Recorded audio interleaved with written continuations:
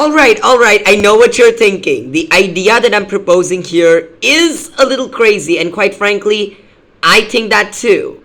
But just hear me out, okay?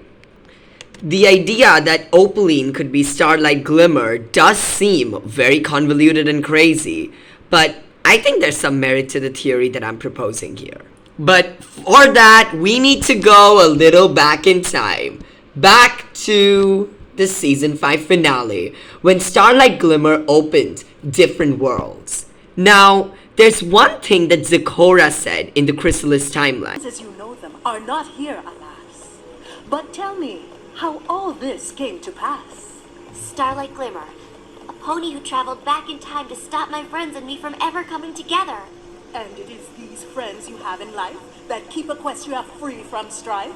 I guess so, but this is the second time I've come back and this world is even worse than the last one. If Starlight keeps doing the same thing in the past, how could the present be so different? Ah, time is a river where even the tiniest changes seen can lead to a cascade of effects downstream. So, I think what Starlight did is actually she ended up opening different timelines, alternate universes that always existed. But with Star Swirl's spell, she didn't exactly go back in time so much as she gave access to the main 6 to those alternate timelines. Now, I know this sounds crazy, but is it really? I mean, how did those timelines come to be? And what happened after Starlight was defeated? What happened after those Starlight was defeated? Did those timelines simply cease to exist? I don't think so. I think that those timelines still existed. Those timelines were still there. Those timelines were always present. It's just Starlight and Twilight came back to their own timeline. Came back to the timeline that they belonged to. Things moved on. Twilight became the ruler of Equestria. Starlight became the head mayor. And it seemed like everything was happy until Starlight realized that what she had done was opened different timelines, and that in those timelines, the ponies there were still suffering. The ponies there were still miserable. Starlight realized that the ponies there were still under the rule of the villains like Chrysalis or T-Rex. So Starlight came with her problems to Twilight. Finally, this idea was confirmed by Star Swirl, and they decided to go back in time once again. The idea of alternate timelines is literally proven by the fact that there is a completely alternate timeline of Equestria Girls. We know that. And through that, it's already proven that alternate timelines do exist. Starlight needed the help of Twilight and her friends, but Starlight felt ashamed. We know Starlight is the kind of pony that tries to do things herself. We know that Starlight makes those same kind of mistakes. Starlight felt ashamed. Starlight felt that she couldn't tell Twilight what she had done because in her mind, she believes she has opened those portals. So Starlight decides to fix it, or try to fix it, all on her own. Now what exactly happens in these timelines is pretty hard to tell. But one thing's for certain. Starlight went to her own timeline. Her own timeline where she herself was present. Now, I think the biggest question about this is, does she tell the main 6? And for the sake of this theory, I'm gonna say she does. And that the main 6 come with her to right her wrongs and to help her and the other ponies survive. Once they reach Starlight's timeline, somehow, someway, the evil Starlight, as we're gonna call her, realizes this. The evil Starlight realizes the fact that these ponies have come from an alternate timeline. And it's also very well possible that the main 6 exist in that specific timeline as well, which means Starlight may already have the cutie marks of the main 6 of that timeline. Thus, Starlight now has an upper hand over the main 6 and the good Starlight, and is able to defeat them. She's able to take the power of their cutie marks, and that changes everything. You see How Cutie Mark magic works is a little complicated, but it's very different from Alicorn magic. Cutie Mark magic is a distinctive kind of magic. It's a unique kind of magic. Think the balloons that represent Pinkie Pie's cutie mark. The balloons that represent Pinkie Pie's cutie mark make her unique, make her different. And if someone were to take that kind of magic, they'd be a great party planner. They'd have great energy, but they wouldn't become all powerful in that way. I think Starlight, or rather the evil Starlight, was able to use the power of those cutie marks. Through the power of the cutie mark magic, which now she would have both Twilight and Starlight, and we know Starlight Glimmer is a really, really strong unicorn, she is able to turn herself into an alicorn. Wait. Hold up here. This sounds too convoluted. Why in the... I mean, okay, let's just say everything you're saying is true, but how in the world could Starlight become Opaline? I mean, come on, Opaline and Starlight look very different. And that's my point. You see, the cutie mark magic doesn't work the same as alicorn magic. The cutie mark magic, as I said, is probably more specific. It's more specific to that pony.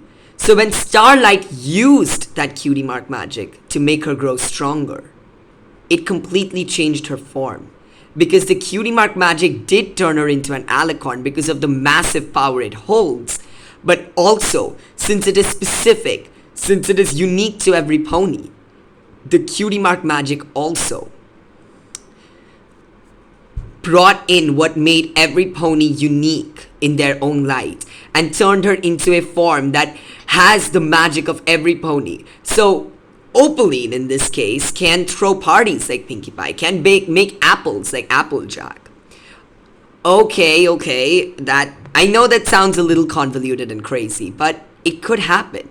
We've seen cutie mark magic be very unique, be very different. Cutie mark magic doesn't work the same way as alicorn magic, so maybe it completely changed Starlight's form. We've seen this in the past in Equestria Girls with Sunset Shimmer, with Twilight Sparkle. They hardly look like themselves anymore. Think about why Opaline doesn't want Misty to get her cutie mark. Because every time Opaline talks about why Misty shouldn't get her cutie mark, that cutie marks are bad, it really takes me back to how Starlight thought of cutie marks. How Starlight hated cutie marks, despised cutie marks because they made ponies unique. Opaline now travels back to this timeline. Perhaps the main six and Starlight do too, but it really doesn't matter. Because even if the main six and Starlight travel back, they don't have their cutie marks. So as we saw in the actual show, they've lost their uniqueness, their essence. The magic of their friendship is gone. There's no way for them to stop Opaline. Opaline starts to divide the races. We've seen that happen in the past so many times. Opaline starts to say things to the races that shock all of them, that make them feel like they're better. The unicorns and Pegasi believe they're better than the earth ponies. The earth ponies stop giving food to the unicorns and Pegasi, and thus happen a battle, where the unicorns and Pegasi may initially have supported one another to defeat the earth ponies, and then fight against one another and decide to live on their separate lands. Now you may be thinking, okay, well, Opaline has a different cutie mark, so this entire theory has to fall apart, right? I mean, Opaline has a different cutie mark. Not exactly. If you remember what happened in the season 5 premiere, Starlight Glimmer had painted an equal sign to show that she didn't have her cutie mark like the rest, even though she did. I think Opaline did the same thing. Opaline knew that all these ponies knew who Starlight Glimmer was, so she changed her identity. She became Opaline. She became this supposed alicorn. She changed her name from Starlight Glimmer. She made up a new cutie mark, and she portrayed herself as the ruler. Twilight realized the problems that lay ahead and knew that her friends could no longer stop it, simply because of the fact that her friends were not unique anymore. The power of the cutie marks is really big, and I do believe that its magic could turn a pony into an alicorn. So then Starlight went for help. She went for help to Celestia and Luna. Celestia and Luna were obviously in paradise and had no idea of what was going on. And so they helped Twilight create the Unity crystals. In these crystals, she wanted to take all the magic. Now, the question then becomes, What did evil Starlight or Opaline want? Well, it's really simple. As we saw in the actual show, Opaline, or rather evil Starlight Glimmer, was never actually interested in ruling the world like someone like Chrysalis was. Starlight just hated the idea of cutie marks. Starlight felt that cutie marks pull you down. That was Starlight's weakness. That was what Starlight thought, and she wanted ponies to no longer have a cutie mark. She essentially wanted to take away the magic of the ponies. And by taking away the magic of those ponies through the staff, she would be able to take their cutie marks. That is why she divided the races. By telling them of these stories, telling them that unicorns are more powerful, that Pegasi are more powerful, telling the earth ponies that they need to rebel against the other pony kinds. The hippogriffs and dragons left Ponyville, hearing all of this. So when Twilight used the Unity crystals to store the magic of all three pony kinds, Earth Pony, Unicorns, and Pegasi, what ended up happening is there was no reason for Starlight to continue. There was no reason for Starlight, rather Opaline, to move forward with her plans. Because Opaline wanted to take the magic of the ponies so that they were not unique anymore. So that they didn't have their cutie marks. But without any magic, she would not be able to take their cutie marks. Because the magic of both them as ponies and their cutie marks is lost. The magic of both them as ponies and their cutie mark is gone. That is why she went into hiding.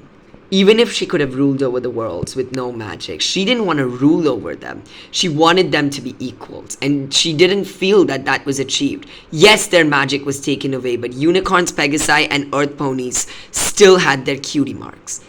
She didn't want that. She didn't want the unicorns, Pegasi, and earth ponies to have their cutie marks. So she took on this form. She took on the form of Opaline. She took on the form of this all-powerful alicorn. And that would also make sense why she doesn't want Misty to have her cutie mark. Why she doesn't want Misty to have what she knows is horrible, what she believes is terrible. So I think that that is the truth. I know it sounds convoluted and crazy and it has timelines and craziness on it, but if you really think about it, there is reason to it. There is reason to it because Opaline has talked about why she doesn't like cutie marks. That one line made me feel like Starlight from the season 5 premiere, the Starlight we knew, the Starlight that was evil, the Starlight that would do anything to achieve what she wanted. And that was why, and we also need to question why the main six lost. I believe that that is the reason. Because they were no longer the main six that they were. They were a different kind of main six. They lost their uniqueness. But hey, this is just a theory. Thank you so much for listening to me. If you enjoyed watching this video, please do consider leaving a like and subscribing. That would mean a lot to me. And I really wanted to make a video like this. And let me know if you'd want more crazy conspiracy theories. Thank you so much for watching, and I'll see you guys next time. Peace.